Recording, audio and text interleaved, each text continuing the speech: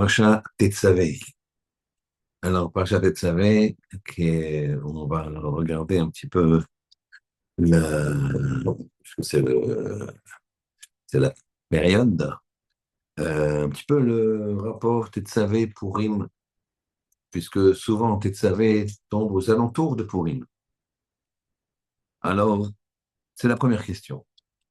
Pourquoi souvent Tetzavé, ça tombe proche de Purim, et donc proche de la Parashat Zachor, de cette fameuse paracha qu'on dit qu'on lit dans la Torah, le Shabbat qui précède Purim. Donc, Tetzavé, c'est toujours, ou avant, ou 15 jours avant, c'est toujours dans les parages de Zachor et de Purim. Pourquoi? Qu'est-ce qu'il y a de particulier dans Tetzavé? Deuxième, euh, deuxième question. On a je rentre un tout petit peu dans l'histoire de Purim. On, on a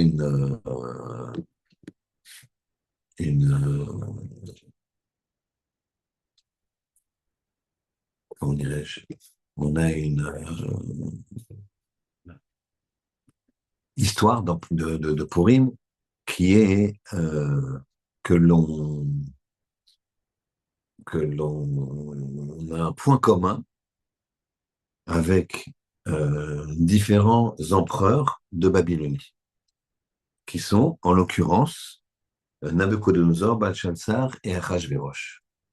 Et chacun de ces maîtres, ils ont subi la colère d'Hachem. Maintenant, Achashverosh, lui, il est pas mort. Lui, on voit pas qu'il a été tué, on va essayer d'expliquer pourquoi. Et donc, le point commun qu'ils ont eu, c'est d'avoir utilisé les habits du temple, les habits et les ustensiles du temple. Et ça, c'était très grave. Pourquoi c'est si grave? Donc, la question, c'est pourquoi là, on, on fixe la faute de Nabucodonosor, Belshazzar et Achashverosh, pourquoi on la fixe pour euh, le, sur le fait d'avoir utilisé les ustensiles du Beth Amikdash. Pourquoi ça? Très bien. Troisième question. On voit dans la paracha Tetzavé, on revient à la paracha Tetzavé, et on voit que quoi? Hein, que dès le départ, on demande Va'ata Tedaber, et toi tu parleras, hein, El Kol Chachmilev, et à tous les sages de cœur. Tous les sages de cœur, c'est les, les gens qui sont sages et en même temps qui ont du cœur. On va essayer d'expliquer ce qu'il en est. Nous, on n'a pas tellement besoin de gens qui ont du cœur, on a besoin de gens qui sont chacham, qui sont intelligents, qui vont savoir comment faire. On veut construire quelque chose. Pourquoi on aurait besoin de gens qui ont du cœur? Nous, on veut des gens qui sont intelligents. Quand tu as besoin d'un architecte, et c'est le meilleur architecte sur la place, dois construire une maison. Bon, si c'est un monsieur qui n'a pas de cœur, il n'a pas de cœur. Maintenant, et c'est lui, indéniablement, qui fait les meilleurs plans et qui conduit les travaux de façon magistrale. Bah, prends-le. Donc, qu'est-ce qu'on a besoin du cœur? Donc, je reprends les questions et j'en profite d'ailleurs pour faire le, le chiour pour la Refoua Shelema de Léa Bat-Éléonore et de David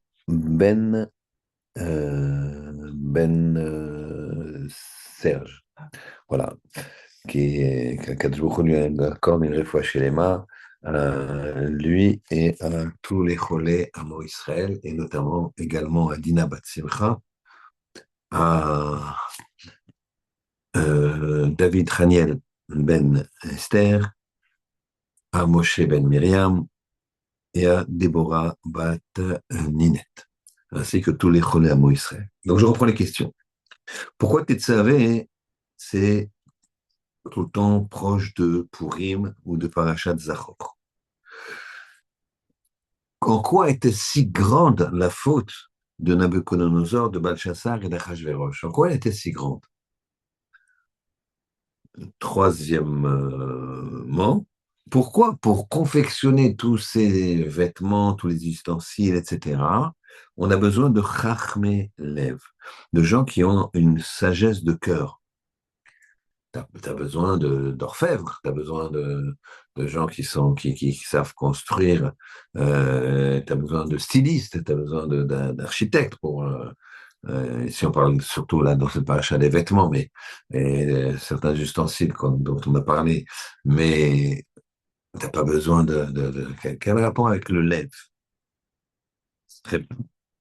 Alors on va tout de suite rentrer dans le vif du sujet. D'abord, la paracha Tetzavé, c'est une paracha où il n'y a pas le nom, une seule fois le nom de Moshe. Paracha Tetzavé, il n'y a pas une seule fois le nom de Moshe. Moshe Rabbeinu, il a, il a fait la chose suivante. Il a défendu le clan d'Israël et il a dit à Kadosh Baruch Hu, si tu te sépares du clan d'Israël, eh bien moi, efface-moi de ton livre. Kadosh Baruch Hu, euh, les paroles qu'on dit, elles sont jamais dans le vent, surtout celles de Moshe Rabbeinu. Puisqu'il a dit efface-moi de ton livre, alors il y a une paracha où il n'y aura pas le nom de Moshe Rabbeinu. On peut pas, Moshe Rabbeinu ne pouvait pas parler comme ça euh, sans qu'il y ait une résultante. Alors, le rapport donc entre Tetzavé et Purim, c'est ce qu'on va appeler la face cachée de l'histoire. Moshe Rabbeinu, il n'est pas dans la paracha de la semaine. Il n'y a pas une seule fois où il y a son nom. Mais pourtant, à maintes et maintes reprises, il y a marqué Ve'ata, et toi. C'est-à-dire qu'on voit qu'Hachem s'adresse à lui. Ve'ata tetzavé, et toi tu ordonneras. Ve'asita, et tu feras. Ve'ata tedaber. C'est assez impressionnant. Donc, Hachem, à toutes les pages, Ve'asita. Là, je suis en train de tourner les pages. Ve'asita, encore une fois. C'est toi qui fais, alors que c'est pas lui qui fait. Ve'natata, et tu donneras. Ve'asita, et tu feras. Et encore. Ve'asita, des Ve'asita, c'est presque tous les psukim, ils commencent presque par Ve'asita ou Ve'natata. Donc, c'est-à-dire qu'en fait, il est quand même ultra présent. Il n'y a pas son nom, mais il est ultra présent. Et comme par hasard, il y a un certain nombre de psukim qui correspondent à ce que, euh, à ce que Moshe Rabbeinu est. Et on va s'expliquer. Le, le nombre de psukim, le nombre de psukim, c'est, ça correspond à Moshe Rabbeinu comment? Vous savez que quand il y a une façon de découvrir la nature d'une personne par les lettres cachées. Les lettres cachées, c'est, on va prendre Moshe directement, d'accord? Et on va essayer de raisonner. Moshe, ça s'écrit Mem, Shin, E. D'accord? Mem, Shin, E. Donc ça, c'est Moshe, il s'écrit comme ça. On est d'accord? Mem, Shin, E. Très bien. Maintenant, le même, quand j'écris le même pour le lire, pour savoir comment il se lit, d'accord? J'ai Mem, Yud, Mem. In, et le He, c'est avec un He.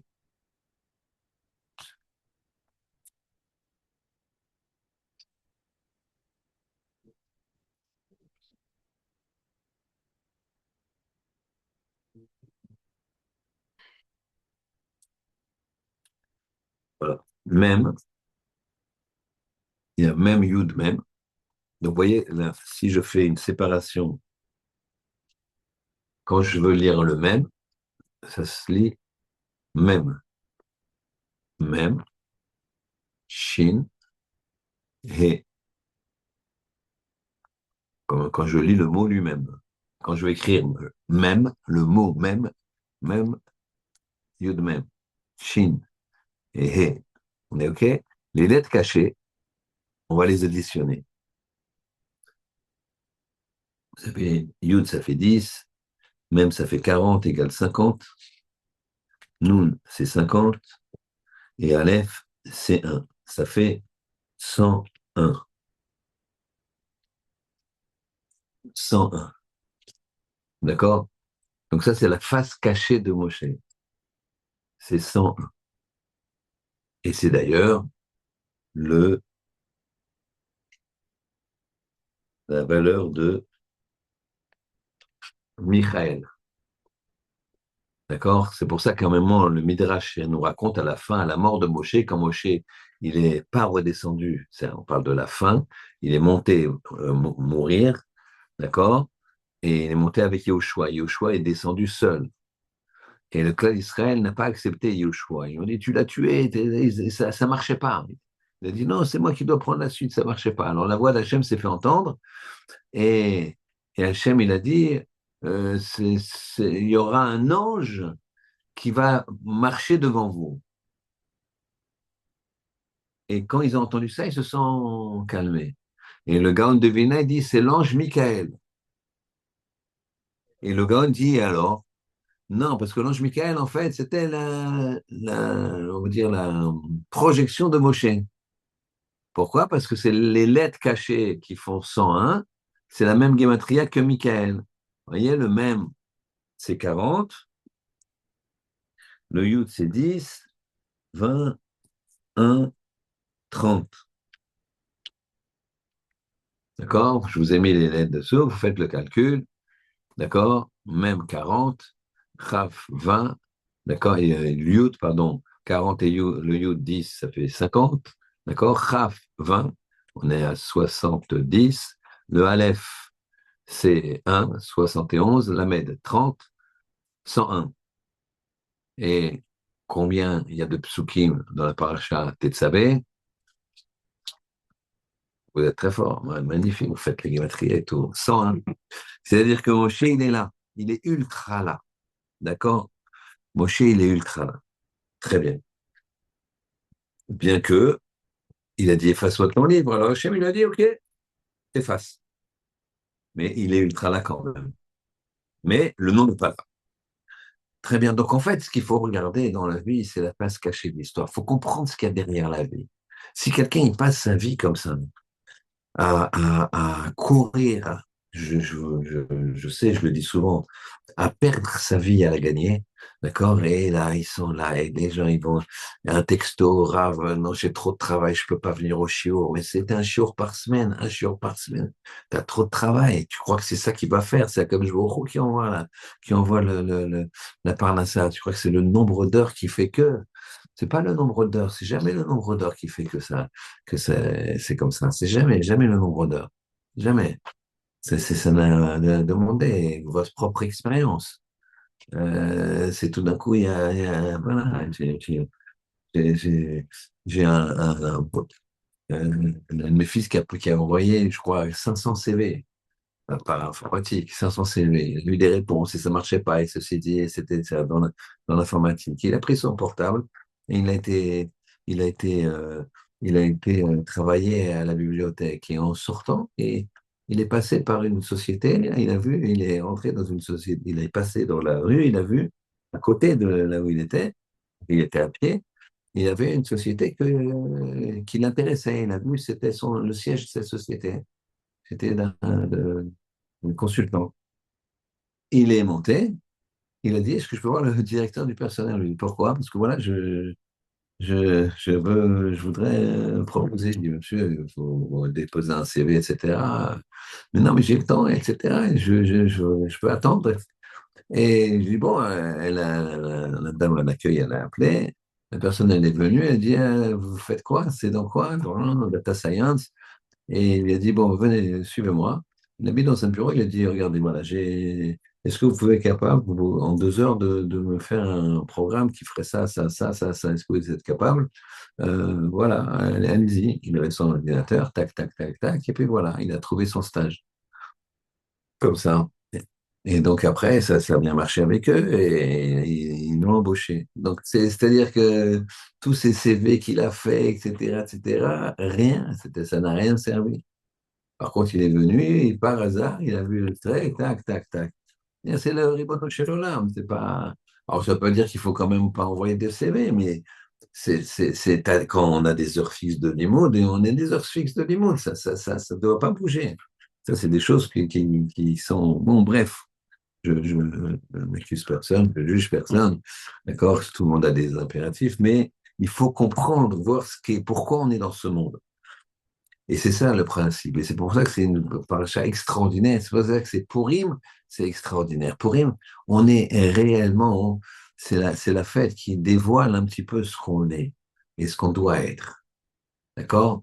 Je vous dis souvent que Rosh Hashanah, il faut dire à Kadosh Baruch Hu ce que je veux être. Rappelez-vous le programme de Rosh Hashanah, qui pour ce que je veux plus être, Ratati, je veux plus faire ça, aide-moi à ne plus regarder ça, toucher ça, manger ça, penser ça, faire ça. Et, euh, et Pourim, ce que je suis, c'est le bilan. Pourquoi? Parce qu'en général, quand tu bois, quand tu es heureux, tu regardes les gens sur quoi ils rigolent, sur quoi tu ris. Moi, des fois, les gens ils font des blagues qui sont pas très tsniout. Je comprends même pas ce qu'ils disent. Je comprends, vraiment, je ne comprends pas ce qu'ils disent. Je comprends pas, à part que c'est vulgaire, je ris pas. Je comprends pas. Au Hachem. Je sais pas. Il faut avoir les, faut avoir les repères pour ça. Je sais pas. Je comprends pas ce qu'ils disent. Donc, tu vois, alors je sais pas que je suis un saint, hein, mais tu vois, tu peux voir qu'est-ce qui t'intéresse, sur quoi tu rigoles. Quand tu rigoles, tu as vu un peu de quoi tu parles, tu vois la profondeur de la personne. C'est ça que tu vois. Et donc, pour rire, et on dévoile l'intérieur. C'est ça, c'est la face cachée de l'histoire. Ça, il faut comprendre ça. C'est la face cachée de l'histoire. Et nous, on veut la face cachée de l'histoire, le montrer. Et quand tu montres ce que tu es, quand tu veux être, tu t'habilles. Vous comprenez que des fois, on croise des gens, ça fait de la peine. Personnellement, les gens, ils ont passé largement l'âge adulte, ils ont 35, 40, 45, 50 des fois. Ils sont en jean troué, vous savez, aux genoux, troués comme ça, avec une trentaine de bracelets autour du bras. Je sais pas, on ne juge pas, vous savez très bien ce que je pense et ce qu'on doit penser, que chaque juif, c'est un diamant, même s'il est effectivement comme ça, etc. Mais ça veut dire que cette personne-là, il lui manque une maturité en tout cas, il montre ce qu'il est, il le montre. Il montre que quoi, moi, je suis jeune, je suis resté jeune et tu vas le trouver dans un endroit où il y a des quasi-adolescents, quoi, presque. Donc, c'est en tout cas des gens très jeunes, des gens de 20 ans, 21, 22 ans, 23 ans. Qu'est-ce qu'il en est? Donc, il y a deux choses. Il y a ce qui est mon intérieur et comment je le sens à l'extérieur. En général, c'est le vêtement. Maintenant, tu le sens à l'extérieur. Ou alors, tu veux dominer quelqu'un, alors tu lui prends son vêtement. Tu mets son vêtement. Là, la couronne du roi adverse, la cape du roi adverse, les vêtements du roi adverse quand un roi a vaincu l'autre. Et en fait, c'est ça le principe. C'est qu'à Purim, qu'est-ce qui s'est passé? À Purim, c'est la reconstruction, c'est ce qui va amener la reconstruction du deuxième temple. On est à la, on est sur la question, on est sur la question. Qu'est-ce qui s'est passé? Quelle est la faute commune de Nebuchadnezzar, de Belshazzar et de Achashverosh? Leur faute commune, elle paraît un peu sévère, hein, dans le sens où, apparemment, ce qui a déclenché la colère du Créateur, c'est le fait qu'il utilise les ustensiles du Beth Amikdash, la vaisselle du Beth Amikdash. Et que ce soit Nebuchadnezzar, Belshazzar ou Achashverosh, qui mettent les vêtements du Kohen Gadol. Très bien. Qu'est-ce que ça voulait dire? Vous savez que, en fait, il y avait une prophétie de Zecharia. Cette prophétie de Zecharia, elle, elle disait qu'au bout de 70 ans d'exil, il y aurait la reconstruction du deuxième temple. Et il a fait cette prophétie avant, avant, bien sûr, avant même l'avènement au pouvoir de Nabuchodonosor. Et Nabuchodonosor a fait une erreur. C'est qu'il a compté 70 ans à partir de la prophétie elle-même. Il s'est trompé. Et pourquoi il a fait cette erreur? Parce qu'il s'est dit, la prophétie, il a dit dans 70, enfin, il a compris que Zecharia disait, dans 70 ans, il y aura la reconstruction du deuxième temple. La galoute de Babel sera finie. Et donc, lui, qu'est-ce qu'il a fait? Il a compté à partir de la prophétie de Zecharia. Et donc, à ce moment-là, il a fait un grand festin. Et ce festin, il a fait avec les ustensiles, il a revêtu l'habit du Kohen Gadol. Son fils, Balchassar, lui, il a fait le calcul de 70 ans à partir de l'avènement au pouvoir de Nabucodonosor. Nabucodonosor, il a régné 45 ans. Son premier fils, Évil-Mérodach, 23 ans, 45 et 23, 68. Et au bout de 2 ans de règne de Balchassar, 70. Et là, il fait le festin. Il va mourir le soir même. Et Nabucodonosor, il va être très, très, très gravement puni. Il va mourir.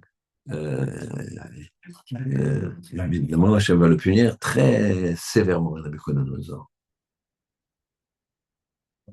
Et Achashverosh, il fait la même erreur. Lui, Achashverosh, il se dit, c'est à partir de l'exil. L'exil doit durer 70 ans. Et en fait, il faut savoir qu'il y a eu, Nabucodonosor a attaqué Israël, a attaqué Yerushalayim, mais il n'a pas détruit le temple dans un premier temps. Il a mis le fameux Guédalia comme gouverneur de Yerushalayim et de la Judée. Mais après, on va dire, des nationalistes juifs n'ont pas accepté et ont tué Guédalia. Ils ont tué le Guédalia. Et alors là, Nabucodonosor, il a dit, moi, je laisse les Juifs avec leur temple. Je ne les détruis pas. Bon, il avait bien rasé tout, il avait bien fait des vrais dommages. Mais il n'avait pas été encore, il n'avait pas détruit le temple. C'est que plusieurs années plus tard, quand Guédalia a été tué, donc un juif qui était un tzaddik d'ailleurs, qui a été tué par des juifs qui ne voulaient pas, qui voulaient une indépendance, à ce moment-là, il a détruit le temple. C'était la catastrophe.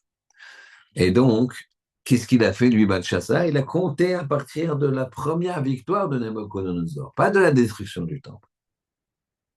C'est ça qu'il a fait, de Achashverosh. D'accord? Donc, chacun s'est trompé dans le calcul. Il fallait compter à partir de la destruction du temple. La deuxième fois que Nabucodonosor est revenu à Yerushalayim, et là, parce que son gouverneur, qui s'appelait donc Guédalia, avait été assassiné, et là, il a tué tout. Et donc, c'est quoi ce principe des vêtements? Eh bien, c'est le principe que eux, ils ont voulu effacer ça. Effacer le, le, le vecteur, l'idée fondamentale de ce qu'il y a derrière la vie. Derrière la vie, la face cachée de l'histoire. La face cachée de l'histoire, c'est qu'ici, on est dans le monde, dans le Olam Hazé, et on doit faire des mitzvot. C'est un monde qui dure 70 ans, c'était la moyenne. 80 ans. De nos jours, même 80 ans, c'est presque jeune. Au Hachem. Ça nous laisse du temps pour faire une mitzvot. Amen. Amen. D'accord? Et peut-être qu'en 90 ou 100, ouais, pourquoi pas 120. Même 120, vous savez que c'est pas une date limite. D'accord? Mais bon, 120 ans en bonne santé mentale et physique, je sais tout de suite, j'ai déjà le stylo, d'accord? Euh, et en tout cas, dans tous les cas, il y a une deadline, d'accord? Et qu'est-ce qui se passe après? Nous, on sait ce qui se passe après. Il y a le Olam Haba, le Olam Haba. Et donc, on doit travailler ici pour le Olam Haba. Et ça, c'est la conscience. Ça, nos ennemis, ils n'ont jamais voulu ça. Nos ennemis, c'est ça qu'ils veulent tuer chez le juif. C'est ça qu'ils veulent tuer. La conscience. La conscience. La conscience de quoi? Que ce monde, il est, oui, passe comme ça, passe comme ça, passe très, très, très, très vite. Et alors, qu'est-ce qu'il faut faire? C'est déprimant.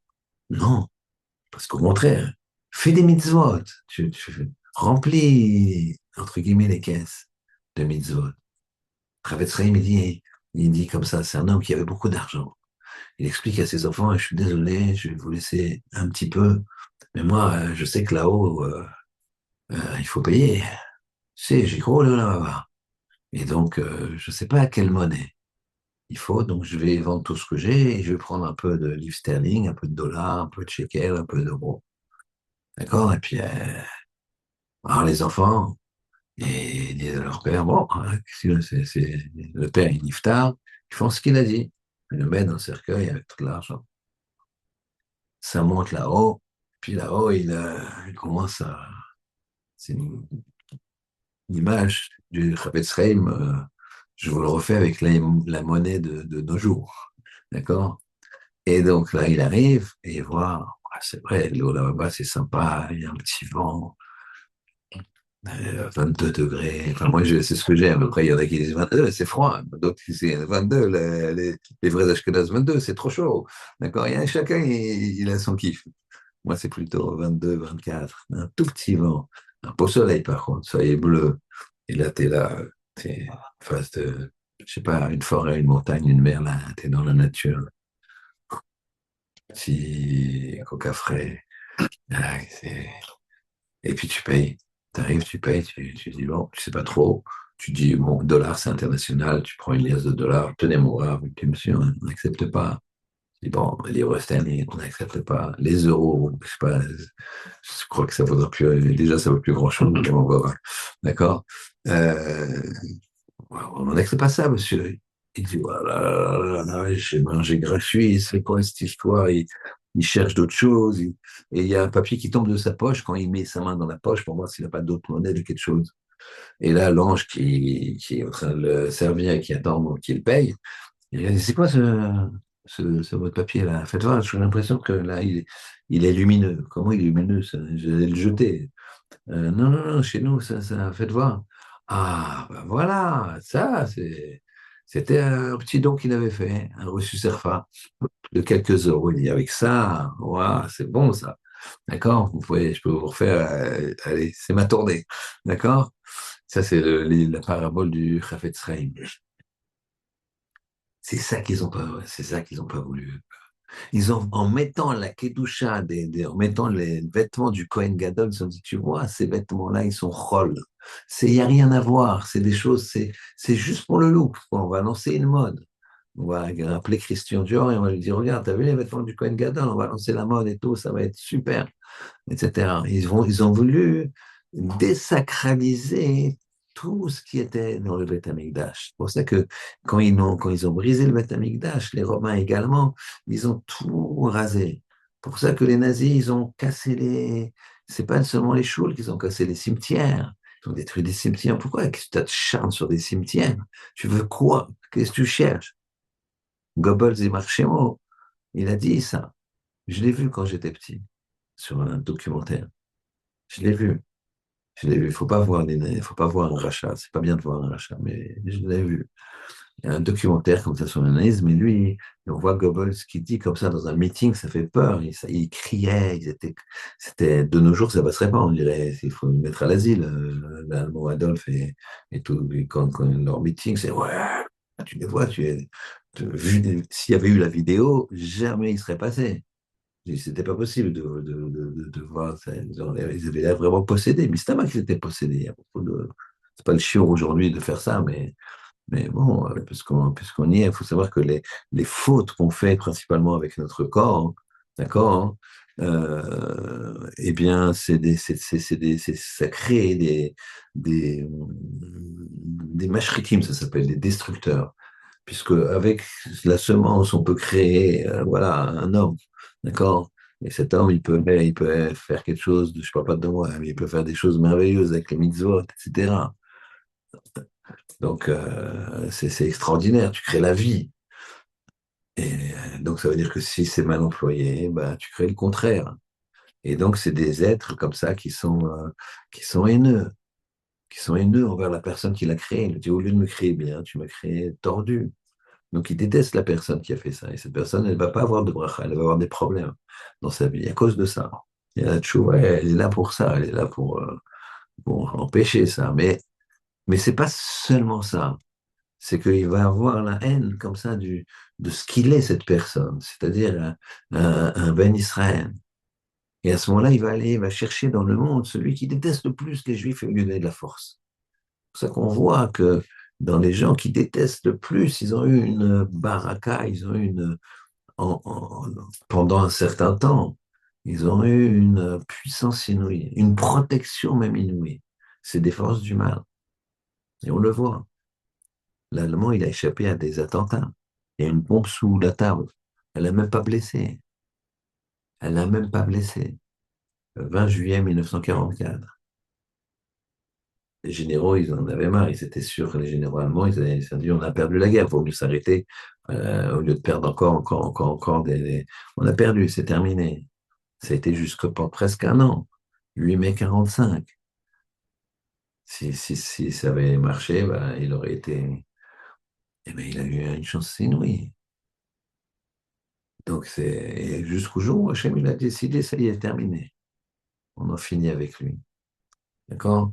Donc, ça, c'est ces mashritim-là. Donc, je referme la parenthèse. Et donc, Goebbels, dans ce meeting-là, il a dit les Juifs, c'est la conscience. C'est la conscience du monde. Conscience de dire qu'il faut se comporter bien, parce qu'il y a un Léolam Abba, parce qu'il y a un après. Tu peux pas. C'est pas la justice humaine qui va régler les choses. Elle peut, heureusement qu'il y en a quand même pour pas que les gens fassent n'importe quoi. Mais celui qui arrive à détourner, il y a le Ribono Shel Olam, il est là pour. Il y a un après. Un amour que tu t'échappes pas, tu leur rends des comptes. Et ça, c'est. Et lui, il a dit quand les Juifs, c'est la conscience. Et quand j'entends le mot conscience, il dit ça, mot à mot. Sûr qu'on peut le retrouver en cherchant sur Internet. Et quand je dis ça, je sors mon revolver. Et il sort son revolver physiquement, il avait un revolver à la hanche. Quand j'entends le mot conscience, je sors mon revolver. Donc c'est ça, Nebuchadnezzar, c'est ça Belshazzar, c'est ça Achashverosh. Vous savez, l'idée le machal de l'idée du Olam Abba, du Olam Hazé, c'est la suivante. Elle fait rire, mais malheureusement, on est un peu comme ça. En tout cas, je parle pour moi. Faut aller au maximum de ses possibilités pour faire les mitzvot. Et évidemment que je n'ai pas la prétention de le faire, mais chacun doit au moins tendre vers ça. C'est un renard qui arrive près d'un champ, près des vignes. Il adore les raisins. Et ce renard, il cherche il y a alors le propriétaire du champ, il sait très bien qu'il y a des renards. Et il a mis des grilles partout, hautes, ne peut pas passer. Et il se dit, je cherche peut-être un trou, il y a peut-être un trou dans la grille. Et le champ de vigne est très grand, il fait tout le tour, tout le tour. Et à un moment, ah, magnifique, il y a un petit trou. Il essaie de rentrer, mais il est trop gros. Qu'est-ce qu'il fait? C'est un renard. Il est malin. Il se dit, je me mets à la diéta. Il va chez le pharmacien, il achète Ozempic, là, je ne sais pas comment ça s'appelle. Bon, il vaut mieux avoir la volonté et faire un régime et manger sainement et c'est tout, quoi. Mais bon, donc en tout cas, il fait un régime, et bien maigre, et que, 2, 3 semaines plus tard, je sais pas, hop, ça marche, il rentre. Et là, il commence à kiffer. Il prend, il mange, il mange, il mange. Et donc, il grossit. Et au bout d'un certain temps, il veut sortir parce que là, il voit que la saison des vendanges approche et que il, euh, il risque d'être attrapé, quoi. Donc, il veut sortir. Évidemment, vous avez compris, il est trop gros, il est grossi. Donc, qu'est-ce qu'il fait? Il se dépêche, il se cache, il réussit à maigrir et il sort. Finalement, il sort comme il est rentré, aussi maigre qu'il est rentré. S'il avait été intelligent, il aurait pris son temps et ne se serait pas jeté sur le plaisir immédiat. Il aurait réfléchi à ce qui se passe au bout d'un certain temps. Il y a les vendanges qui vont arriver. Donc, les hommes, ils vont venir dans le champ. Donc, ce que je vais faire, je fais des allers-retours. Je prends la victuaille, les raisins, je les sors, je rentre, je sors, je rentre, je sors. Vous avez compris? Vous avez compris la parabole, c'est Léona Mazé et Léona Baba. Si on veut excusez-moi, cette expression un petit peu pas vulgaire, mais bon, s'il veut se gaver, d'accord, de nourriture ou d'autres choses d'ailleurs, dans ce Léona Mazé, au lieu de penser au Léona Baba, bah, il va arriver là-bas tout maigre. Et là, c'est problématique parce que c'est éternel. Donc c'est ça le principe. Et c'est pour ça qu'on a la troisième question. C'était quoi? Pourquoi il y a besoin de Chacham Lev, d'un homme intelligent de cœur? Parce qu'en fait, le principe est le suivant. C'est très très difficile d'avoir une conscience du Léolam Baba, très difficile d'avoir une conscience de la spiritualité et de la face cachée de l'histoire si je ne l'applique pas dans ce monde. Si je l'applique pas. Le Ribono Shel Olam, il veut des Chacham Lev, il veut des gens qui réfléchissent, mais qui aient le cœur. Qui aient le cœur. Pas que ce soit des robots, pas que ce soit des chat GPT. C'est intéressant, un chat GPT, c'est intéressant, une intelligence artificielle, mais il n'y a pas de cœur. Donc on ne veut pas ça. On a besoin, c'est un outil, certes, mais on ne veut pas de gens comme ça. Il y a besoin de Chacham Lev. Et c'est ça qu'il faut voir. Si la personne elle a que l'intelligence, même si elle est dans la Torah, même si elle est dans la Torah. Le Messie Tisharim, il dit dans l'introduction de son livre, Raphaël Moshe Luzzatto, il écrit un livre exceptionnel, c'est une anthologie, c'est une initiation à la Kabbalah, bien qu'il n'y a rien de kabbalistique. C'est juste comment un homme, il est structuré et les éléments qui le motivent. Il explique dans son introduction que euh, il y a des gens qui ne tombent pas dans le piège de la matérialité et qui vont mettre leur intelligence au service de la science, au service de la nature, au service de la médecine, au service de la littérature, au service de l'économie. Des gens, il n'y a pas que l'argent pour eux, il n'y a pas que les plaisirs pour eux. Non, c'est une chorma. Mais ça s'arrête là. Il dit même à un moment, il dit, même dans la Torah, il y a des gens qui vont plus étudier la Gemara, plus étudier ça, plus étudier ça, plus étudier. Même le Moussard, il dit. Le Moussard, c'est l'éthique, ce qu'on est en train de faire. Mais il dit, mais si tu l'étudies comme ça sans vouloir te changer, si tu n'as pas le cœur avec, ça ne marchera pas. Quelqu'un, il peut connaître très bien le Moussard, l'éthique. Mais s'il n'a pas intégré, ça ne marche pas. Ça ne marche pas. Et ça, l'intelligence, je la vois dans ce qu'il fait, le bonhomme. Prix Nobel de chimie, prix Nobel de littérature, prix Nobel de médecine. Mais son cœur, je ne sais pas. Je sais pas. Dans son cœur, c'est peut-être quelqu'un de terriblement cruel, terriblement méchant, terriblement ce que tu veux. Donc, il explique ça, Messie Tishari. Et donc là vient le troisième volet. C'est Racham Milev. On veut, pour construire ces habits, il faut l'intelligence, mais le cœur avec. S'il n'y a que l'intelligence, ça ne marche pas. Chez le Chacham Lev. Là, pendant la guerre de 6 jours à la yeshiva de Mir, il y avait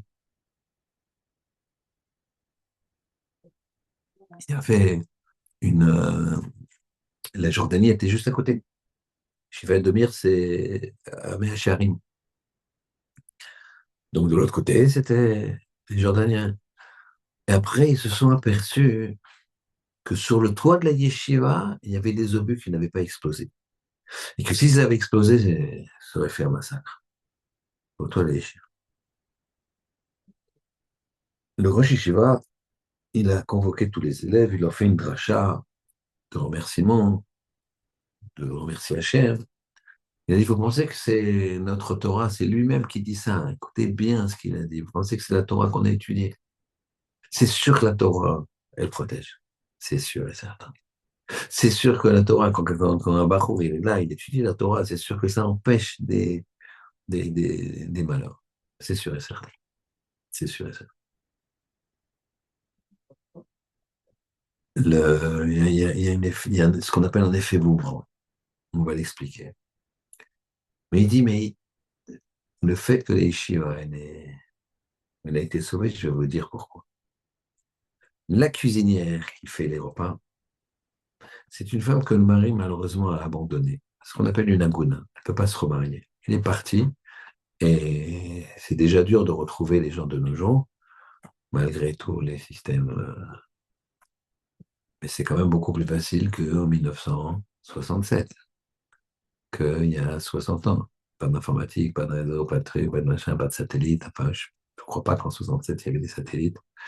Non, puisque c'est 80, 80, ils ont commencé dans les années 80. Donc bon, bref. Y a pas de- Et cette femme-là, hein, juste avant que les obus y tombent, elle est venue me voir, elle m'a dit, voilà, je veux vous dire que je pardonne à mon mari. Je lui pardonne. Ça fait 20 ans que je suis seul, 20 ans que je peux pas me remarier, 20 ans que je fais, mais c'est pas grave, je veux pas de rancœur. Et je lui pardonne, je me force à lui pardonner, je veux lui pardonner. Et ça, c'est énorme. Ça, c'est énorme. Et c'est pour ça que ces obus ne sont pas tombés, parce qu'ils seraient tombés également sur eux. Et que Chacham Lev, ça veut dire comment tu sais que tu as du cœur, c'est par rapport à l'autre. Comment tu gardes une rancœur, comment tu gardes une dispute avec quelqu'un. Pardonne, lâche l'affaire. Ça y est, c'est fait. Mais il m'a volé, d'accord. Qu'est-ce que je fais? Souhaite-lui la bracha avec ton argent. Bref, vous êtes un problème. Qui perdent tout et tout ce qui est très. Pourquoi tu le maudis comme ça? Laisse. C'est vrai que tous les soirs, on dit quoi? On dit dans la fila du soir, donc, ceux qui font tout le seder qu'on doit dire avant de dormir, je pardonne à tous ceux qui m'ont, euh, comment dirais-je, blessé dans mon corps, dans mon âme, dans mon argent, dans mon kavod, que ce soit cette vie-là, que ce soit les autres Gilgoulim, et que jamais personne soit puni à cause de moi. Donc, c'est pas la peine de. Comme ça, on dit. Le... C'est ça le principe. Parce que quoi, la face cachée de l'histoire, c'est que cet argent, tu devais le perdre. Tu ne veux pas l'avoir, cet argent. Comment tu as pu prêter à lui? Comment tu as pu déposer ton argent à la Banque nationale du Maroc, rue Barbès, dans une petite impasse, sans truc, au sous-sol d'un immeuble, où il y avait marqué à la main Banque nationale du Maroc. C'est quand même un chef d'entreprise chevronné. T'as monté ça, t'as trouvé ça. C'est quand même incroyable. Bah, je sais pas. Eh ben, c'est que cet argent, tu veux. Je caricature, mais je connais des gens, ils ont fait des choses de ce type-là. Et des gens incroyablement doués dans les affaires. Mais à un moment, cet argent, leur argent, ils l'ont mis. Mais comment tu mets là-dedans? Un gamin de 15 ans, il va te dire, ouais, je sais pas, c'est pas l'air. Bah, parce que le bon Dieu, il a été amené là. Il a voulu montrer que ta chorma, là, trop de prétention, trop de trucs. Donc cet argent, il n'est pas. Alors qu'est-ce que tu lui en veux au bonhomme? De toute façon, tu l'auras perdu d'une façon ou d'une autre. Et si tu dois le retrouver, tu le retrouveras. C'est ça qu'il faut se dire. Le, le- la face cachée de l'histoire, c'est très très important de comprendre. Parce que si tu apprends à regarder la face cachée de l'histoire, ou d'imaginer une face cachée de l'histoire, quand quelqu'un il t'a fait quelque chose, ou quand quelqu'un il fait quelque chose qui apparemment n'est pas bien, eh ben Hachem Mida Keneged Mida. De la même façon que Moshe a dit, efface-moi du livre. Hachem me dit, d'accord, je vais t'effacer. Tu ne vas pas y être en direct. Tu vas, je vais quand même faire de toi, parce que lui, il a dit, efface-moi si tu punis le clan d'Israël. C'est pas efface-moi comme ça. Mais je vais faire qu'on va te rechercher. Et en te recherchant, en cherchant la face cachée de l'histoire, je vais apprendre au clan d'Israël de chercher la face cachée de la vie, qui est après la vie.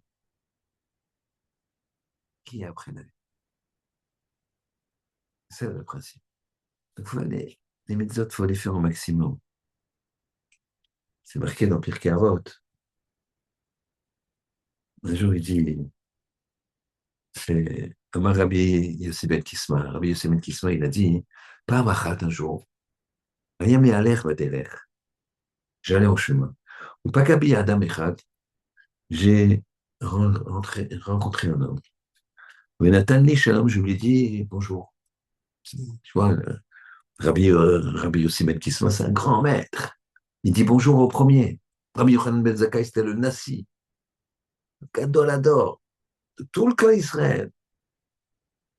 Même le balayeur dans le marché, non juif, c'est lui qui lui disait bonjour d'abord. C'est Rabbi Yochanan Ben Zakkai qui disait bonjour monsieur. Bonjour monsieur. Il n'y a pas de raison qu'ils ne disent pas. Mais allez voir. Moi, je me lève très tôt le matin. Maintenant, je vais encore plus tôt, donc je ne les croise plus. Ils ne sont pas encore en service. Mais avant, vers 6 heures, je croisais les épaules. Et je croise toujours, parce qu'ils ont les mêmes horaires, et moi j'ai les mêmes horaires, donc on se croise. Ils sont là en train de truquer, moi je passe sur le trottoir. Tac, pratiquement tout le temps au même moment. Et à chaque fois, je dis bonjour. Je croise le regard volontairement, je veux dire bonjour. Ils sont presque étonnés, quoi. Et bon, et ils sont souvent très respectueux. Bonjour, monsieur. Ils répondent au bonjour. C'est normal. C'est pas, je suis pas quelqu'un de particulier. Mais je vois qu'eux, ils sont étonnés quand on leur dit bonjour. Ils se demandent ce qui se passe, quoi. Donc, il lui a dit bonjour. Verezati lo shalom.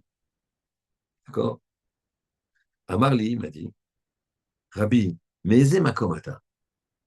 De, il me demande, cet homme, de quel endroit tu es? Je lui ai dit, Amarti lo, je lui ai répondu, Mir gdola shel chachamim et shel sofrim. Une grande ville de chachamim et de sofrim. Amarli, il m'a dit, mon maître, Retsantra. Donc je veux, donc cet homme-là, cet étranger, il dit à Rabbi Yossi Ben Kisma, viens, Retsantra chez Dorimano. Viens, je voudrais que tu habites avec nous. Viens comme nous dans notre endroit. Vani eten lecha elef alafim dinari zarav vavanim tovim ou margaliot. Je te donnerai des dizaines de milliers d'argent, des pierres précieuses. Un martino, imatanoten likol kesev veza vavanim tovot beolam, chez Baolam. Si tu me donnes toutes les richesses du monde, enidari labim comme Torah, Sheken, Matsinu, mais Sefer Tehilim, nous trouvons dans le Sefer Tehilim, qu'a écrit David Amelech, Tovli Torah Picha, c'est mieux, écoutez bien cette phrase, Tovli Torah Picha, c'est mieux là, pour moi, Torah de Picha, la Torah de ta bouche, mais Alfei Zahav Kesef, que des milliers d'or il a.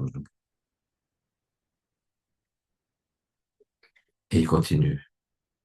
Chez Béchal, Petirato chez la dame, au moment où il y a la Petirato, l'enterrement d'un homme, En Melavin lo Adam lo Kesef et lo Zahav, comme on a vu dans le Machal. C'est pas, il y a pas, il y a un proverbe en yiddish qui dit, on n'a jamais vu un coffre-fort qui suit un corbillard. Ils sont sympas. Et au moins, c'est clair, net au précis. Moi, je vous la fais doucement, sympathique, mais bon, en un proverbe, les Ashkénazes, davantage, c'est qu'ils ont tout dit. Mais je suis Ashkénaze, hein, donc, donc, au moment de la ptira d'un homme, au moment où un homme il va être enterré, En malvin lo le Adam lo kesef, ni l'or, ni l'argent, ni les pierres précieuses, ni ses biens. Et la Torah ou Maasim Tovim.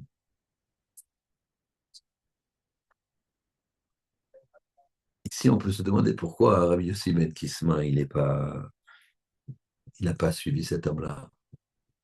Il aurait pu lui dire, que moi, je vous enseigne la Torah gratos. Ça ne m'intéresse pas votre argent, mais tu as tellement envie d'avoir un homme de Torah qui vient vous enseigner. Je suis là, je suis ton homme. Et il a dit, tu me donnes tout l'argent du monde, je ne viendrai pas chez toi. Parce qu'il a dit, viens chez Tadour Imano Bimkomeno, avec nous dans notre endroit. Si c'est avec nous, bah, ça suffit. Pourquoi dans notre endroit?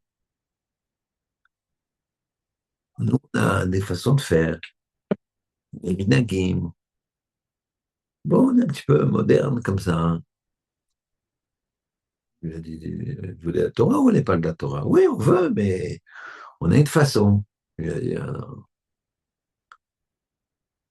c'est, si tu veux que je vienne, c'est 100%. Tu ne peux pas faire à moitié. C'est 100%. Et c'est pour ça que quand tu veux comprendre pourquoi tu gagnes, quand le gars il t'a volé, il t'a blessé, tu lui pardonnes 100%. Par contre, une Aguna, une femme qui est restée 20 ans, elle est bloquée maintenant toute sa vie. Elle ne peut pas se marier, elle ne peut pas poser la tête sur l'épaule d'un homme, c'est une chatiche. Tu te rends compte la douleur. Une fois, j'ai vu une Aguna comme ça. Ça faisait 20 ans qu'elle était Aguna. Elle était venue chez moi pour X raisons. Donc, c'est ma femme qui l'a reçue. Mais elle voulait me parler. Et j'ai jamais vu un visage aussi triste de ma vie. Profondément, profondément. Et que cette femme-là, elle a sauvé les Shiva de Mir. Pardonne à son mari, c'est pas grave, ça y est, c'est pas grave. C'est mon statut, c'est mon statut. Je vais faire avec. Ah, il faut que je.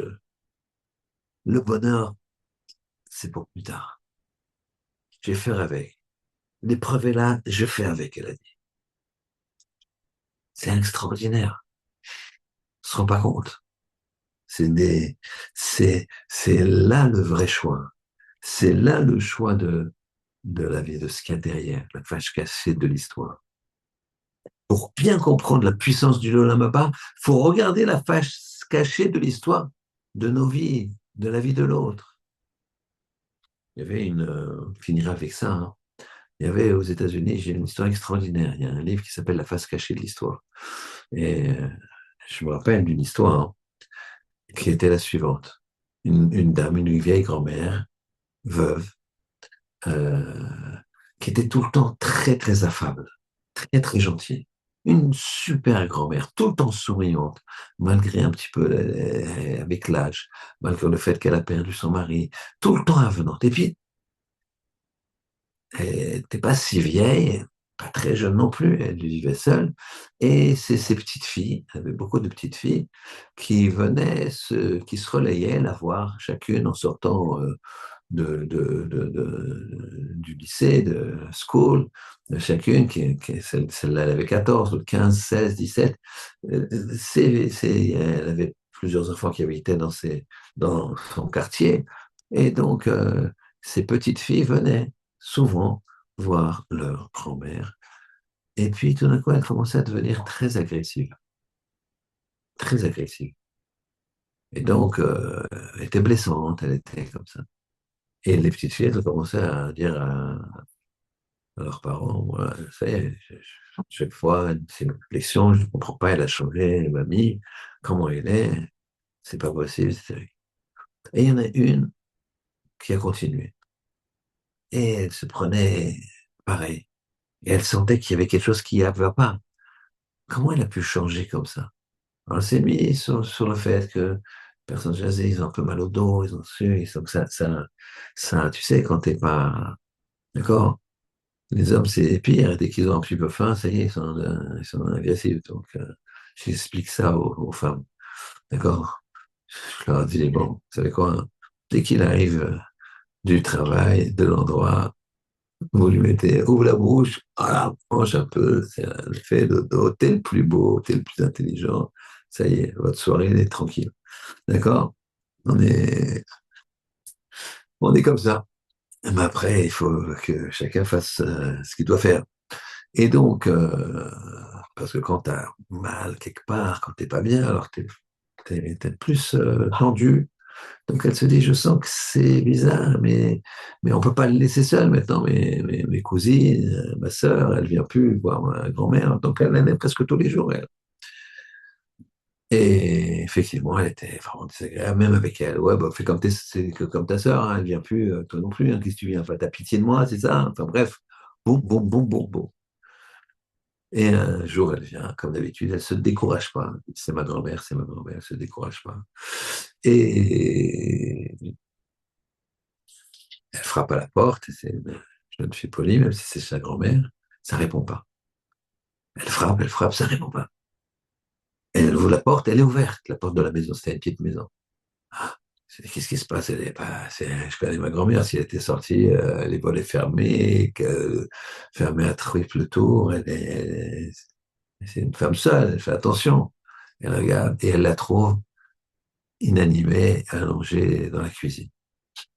Euh, Elle l'entend respirer, elle appelle tout de suite les Hatsala, aux États-Unis c'est Hatsala, et ils arrivent tout de suite, et ils opèrent d'urgence, ils regardent. En fait, elle avait une tumeur au cerveau, bien, Baruch Hashem, bien identifiée. Et ils enlèvent ça, et la soignent, après plusieurs jours, ils ont le droit de la voir. Elle est dans le fatiguée, et après encore plusieurs jours, elle est déjà beaucoup mieux.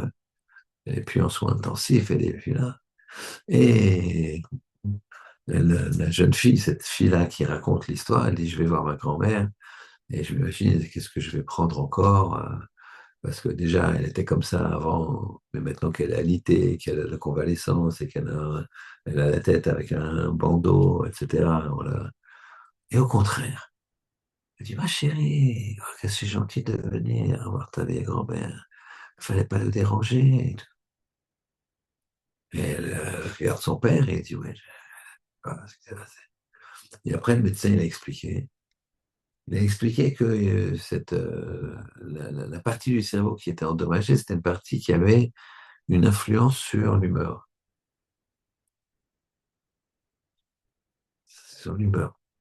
Et donc, ça appuyait et ça faisait en fait qu'elle était comme ça à carrière. Donc, ça s'appelle la face cachée de l'histoire. Il y a toujours quelque chose derrière. Toujours. Il faut analyser. Mais nous, ce qu'on sait, c'est que cette vie-là, c'est un corridor. Que nous, il faut être pas comme ce renard. Il faut être plus malin que ce renard. On est rentré dans le champ de vigne, on va prendre les grappes de raisin, on va les amener avec nous. On ne va pas gaspiller notre temps. Les mitzvot, il faut les faire. C'est tout ça pour Purim. Purim, tout est caché, il n'y a pas Hachem. La Megillah, il n'y a pas Hachem. Je ne le vois pas, mais je vois Hachem. Pas une fois le nom d'Hachem. Pas une fois. C'est une histoire de cours. Il y a un roi, il n'est pas content de sa reine, il la tue, après il veut un canon, il veut la plus belle des filles, et tout le voilà, il trouve, et puis il y a le ministre qui veut devenir calife à la place du calife, D'accord? Et donc, et qui aime pas, il y a une certaine peuplade, et qui veut faire ci, qui veut faire ça. C'est ça, c'est ça l'histoire de Purim. Et la face cachée, c'est Ribono Shel Olam, Yano Velo Ishan. Il ne somnole et il ne dort pas. Ben, la face cachée de notre vie, c'est quoi? C'est que ce monde-là, c'est l'Olam Hazé. Et il faut travailler pour le Olam Haba. C'est le Olam Haba, l'important. Ça, c'est là où on a les fruits. Sinon, il y a des vies que tu comprends pas. Il y a des tzadikim, il leur arrive des choses très difficiles. Il y a des réchalim, ça marche très bien. Mais tu sais pas, peut-être qu'il a fait une mitzvah, peut-être qu'il prend tout son salaire ici. Il y a plein d'explications possibles. La seule chose qu'il faut savoir, c'est que Hachem nous dit Tzatir et Yachar. Je comprends pas, mais c'est comme ça. Il y a l'Olam Haba derrière. Donc ici, je fais le maximum de mitzvot. Qu'Hachem y fasse, qu'on passe un bon Purim, qu'on puisse être joyeux, qu'on puisse avoir des bonnes nouvelles pour tous les gens qui sont dans la détresse, les gens qui ont des problèmes d'argent, les gens qui ont des problèmes de santé, qu'ils aient des fois chez les mains, et que c'est qui est le shalom entre nous, et qu'Akadosh Baruch Hu, il nous aide à ce qu'on puisse ouvrir les yeux et qu'on se rapproche de lui dans la Torah et la Gdusha Shabbat Shalom.